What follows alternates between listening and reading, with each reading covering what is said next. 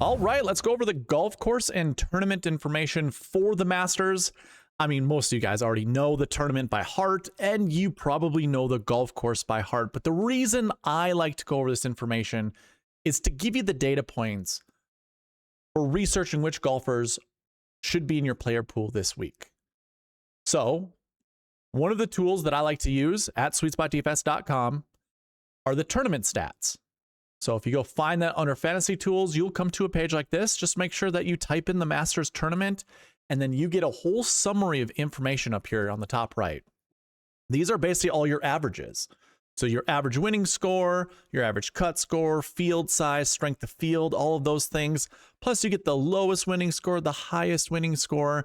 But if you don't want to look at the summary, you can scroll down and find the exact details of each year that the Masters has played, what the winning score was, the strength of field, the winner, and then how many golfers were in the field, which of course is just north of 80, mostly around that 90 number, just like it says, average field size 90. So what do you do with this information? I'm sure you guys have listened to a bunch of other podcasters out there that just go through the entire tournament, the entire golf course, and then there are no payoffs provided. Well, let's go ahead and give you some. Basically, what I'm going to do is use the average winning score here, maybe the average cut score as well as the field size, just to give you some ideas of what you guys can do at SweetSpotDFS.com. If I go to Fantasy Tools and find the Strokes Gain Stats tool, we can use this. This top right table up here is a summary of who is in the field this week.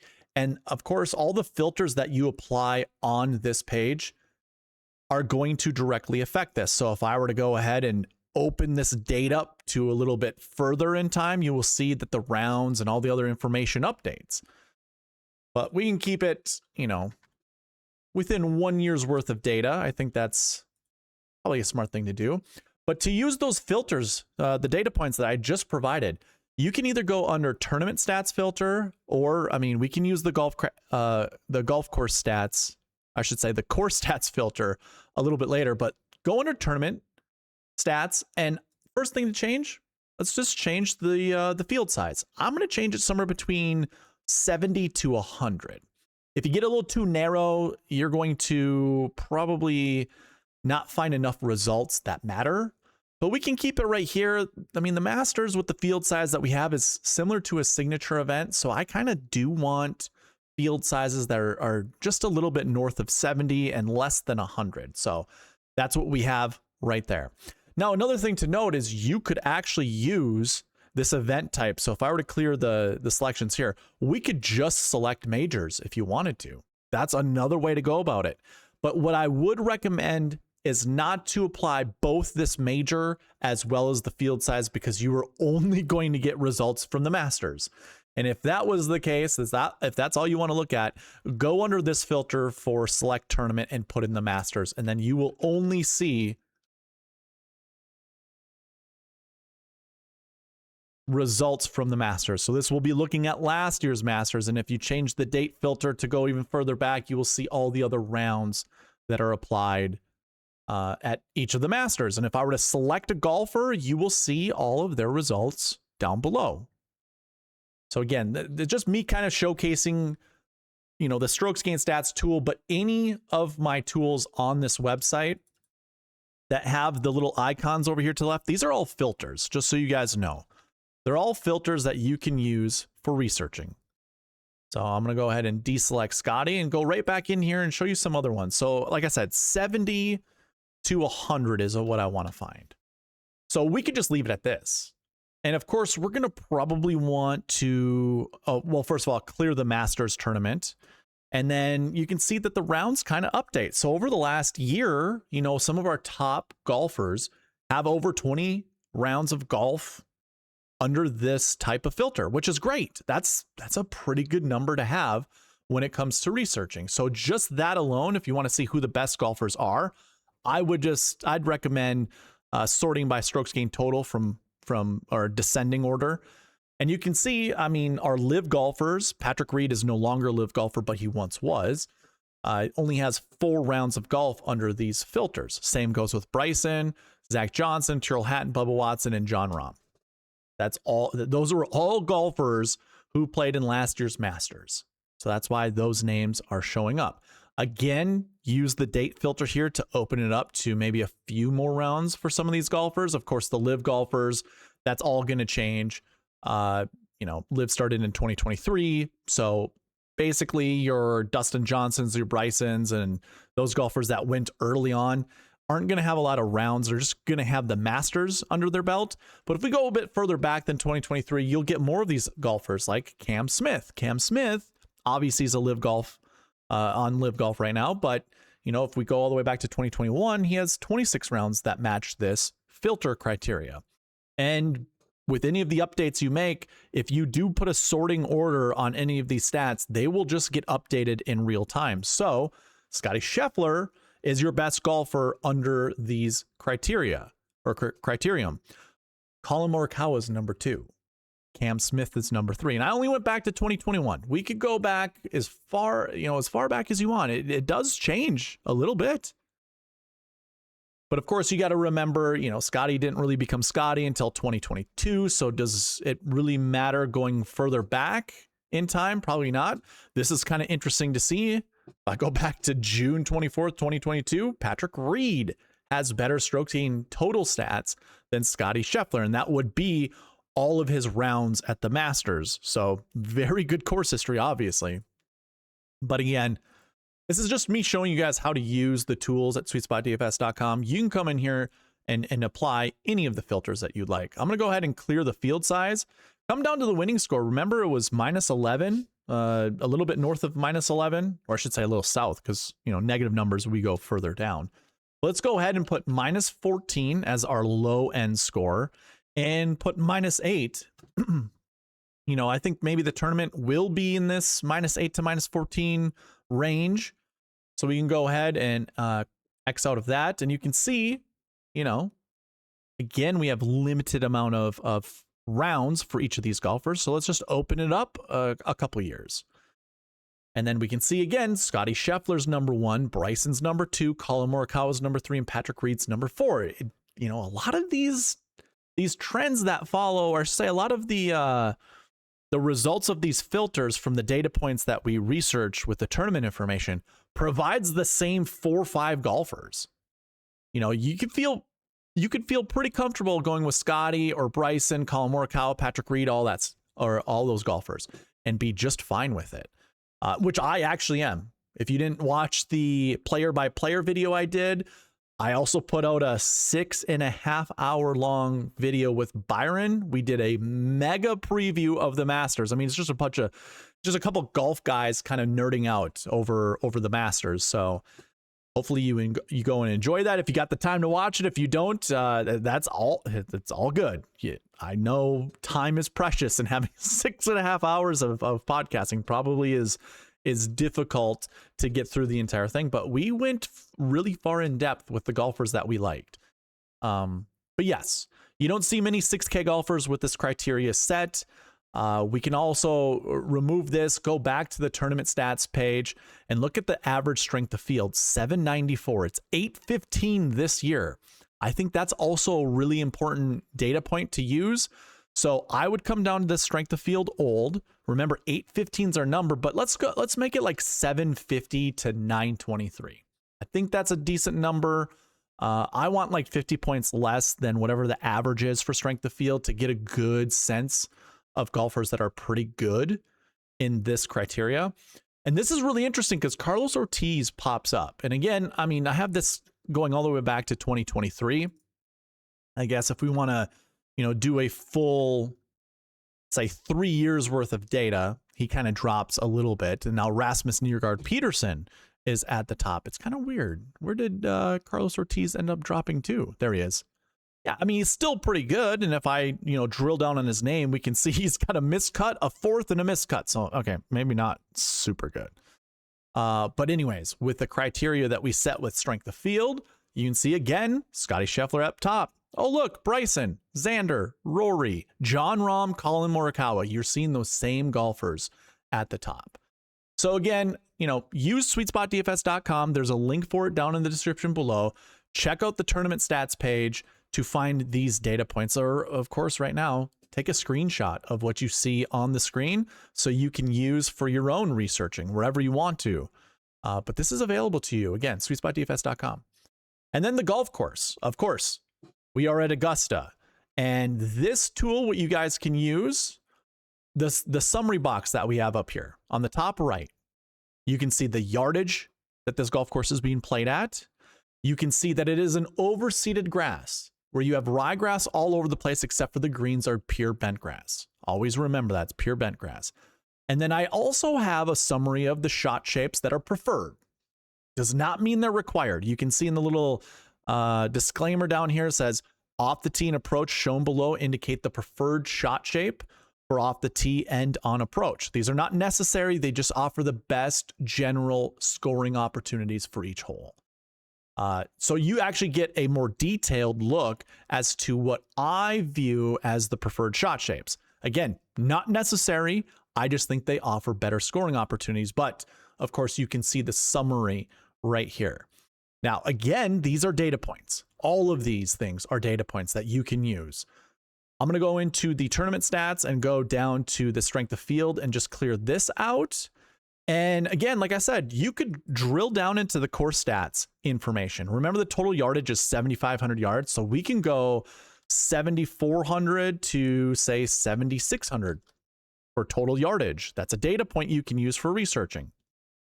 If we're using the last 3 years, or how about this? Let's use the last 4 years. We look at, or not 4 years, the last 2 years. When we look at this, Bryson's number one, followed by Scotty, followed by Colin Morikawa. Then it's Rory, Ludwig, Xander.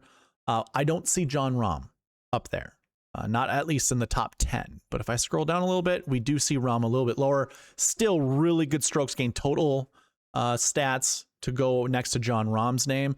But like Bryson is kind of far and away better than everyone else. And it's kind of, it's interesting. 7,500 yards is very long. Well, it is on the longer end of golf courses that any of these players end up playing. It would make sense that bombers do well at this golf course. You have Bryson, you've got Rory and Ludwig up there. They all hit the ball pretty far, but you also have Patrick Reed up there who doesn't really hit the ball that far. And Harry Hall, of all golfers, Harry Hall does not hit the ball very far. And yet he performs well at golf courses like this. So there you go. You got a little 6K nugget with, that quick research there. Of course, I only used yardage. I will always make the same recommendation. Be careful if you put multiple filters on there because, things could get a little weird. Like if we were to add the yardage to go with the off the tee draws and the off the tee fades, if I go back to the golf course, we can see, off the tee shot shapes. Looks like 4 holes would prefer a draw. And 3 holes on approach would also prefer a draw. Okay, well, we can go ahead and apply that. Remember off the tee, I just said 4 holes. Now, you might be able to see behind the smoke screen, but watch this box up here change. It literally goes down to 8 rounds of golf. I wonder if this would just be the Masters tournament. If I could select Scotty, there you have it. Over the last 2 years, this only brings us Masters results because it's the only golf course that matches the criteria that we put in for the golf course stats or the course stats filter. So 74 to 7,600 yards, it's a pretty narrow filter. And then adding 4 off the tee draws, not super great. What I might do instead is maybe do 2 off the tee draws. Does that change much? Does not. I can kind of tell here in the top right. Oh, never mind. It took a little while to update. Okay, cool. Oh, we're a little slow. Okay. So it did update a little bit. Now you can see a little bit more of the events that are applied in that filter. We have a tour championship, 2 of them actually that are included. 1 PGA championship in Arnold Palmer, 2 Arnold Palmers, I should say. And well, for Scotty, only 1 Houston Open because he didn't play in this last Houston Open. So if I deselect him and I've put down Bryson played PGA championship as well as the 2 Masters. So for him, it's still very limited, but you can see, hey, at these 3 golf courses that require draws, or I should say the 2 golf courses, but the 3 events, the 2 golf courses that require draws. Yeah, no, Bryson does well at these types of golf courses. But I'm going to go ahead and remove total yardage. And I do want to get a little bit closer to what might be beneficial. Now, I will note for the filters here, when I say off the tee draws, I'm thinking of it as a right-handed golfer. I'm not thinking of it as a left-handed golfer. You have to flip that. So lefties who fade the golf ball, like an Akshay Bhatia, would also fit that criteria. But I'm going to go ahead and do this. 3 off the tee draws, 3 off the tee draws, and 2 approach draws. That's what I'm going to apply. I'll X out of this, deselect DeChambeau, and we do get a couple more events for some of these golfers. Obviously, the live golfers don't play on the PGA Tour, so I don't have any of the live golf tournaments or golf courses used here, but it looks like it includes the Players Championship, FedEx St. Jude, Charles Schwab, and the Masters. So it's those 4 tournaments, and we can see now Scotty kind of performs a little bit better than Bryson does. Believe it or not, Scotty, who tends to hit a fade more often than a draw, has been playing these draw golf courses pretty darn well over, the last 2 years. But like, look at this, all makes sense, right? Scotty, okay, so Scotty, believe it or not, he actually does like to shape shots both directions, even though I say he prefers a fade. But Bryson, notorious for drawing the golf ball. Same goes with Fleetwood. Same goes for Patrick Reed. Same goes for Xander. Rory's changed to more of a fade, but he also, throughout his whole career, hit a draw his entire life. If you ask him just to hit a regular shot, I bet you it's more of a draw. But then we get Morikawa, who fades the golf ball, Ludwig, who fades the golf ball, Spawn, who fades the golf ball, and Bobby Mack draws the golf ball as a lefty. If you don't believe me, go watch the Valero Texas Open on hole 18. He went to go hit a cut, a fade, on hole 18, his second shot, and he ended up just snipe hooking it over into the stands. So yeah. But that basically what I'm bringing up is your last 4 entries here. And even if you want to include Rory for some extent, at least for the last 2 years, probably hits more of a fade. Half of our golfers hit fades and half the golfers hit draws. Obviously, the guys who hit draws are a little bit better when it comes to strokes gained total than some of these other guys down here that hit fades. So again, come to SweetSpotDFS.com, use these filters, to your disposal. And one last filter that I'm going to apply before ending this video is let's go into the grass. So we go into the grass stats and we have several filters here. We could right away click the overseed button and only look at golf courses that have been overseeded, but I don't really care to do that here at the Masters. Instead, what I'm going to do is go down to the greens grass and just go to bent grass. You might want to do this 2 different ways, looking at bent grass greens. And if you do want to apply the ryegrass that's been, throughout the entire golf course, you could also apply that here for fairway grass. We could put this for rough grass, but I imagine you're just going to get results for the Masters. Or, let's double check. So we get the Players Championship, Phoenix, Byron Nelson, and the Masters. Those 4 events, at least for Scotty. And Bryson's just going to be the Masters. But okay, we can certainly do that. Those are, hey, I don't mind having kind of a small selection of golf courses just to use. 4 seems pretty good to use when it comes to researching which golfers do well at these types of golf. Well, at this type of a golf course. So Scheffler's number 1, Bryson, Fleetwood, Reed, McIlroy. Justin Rose now comes into the picture. So does Tyrrell Hatton. So does Hideki and Aaron Rai.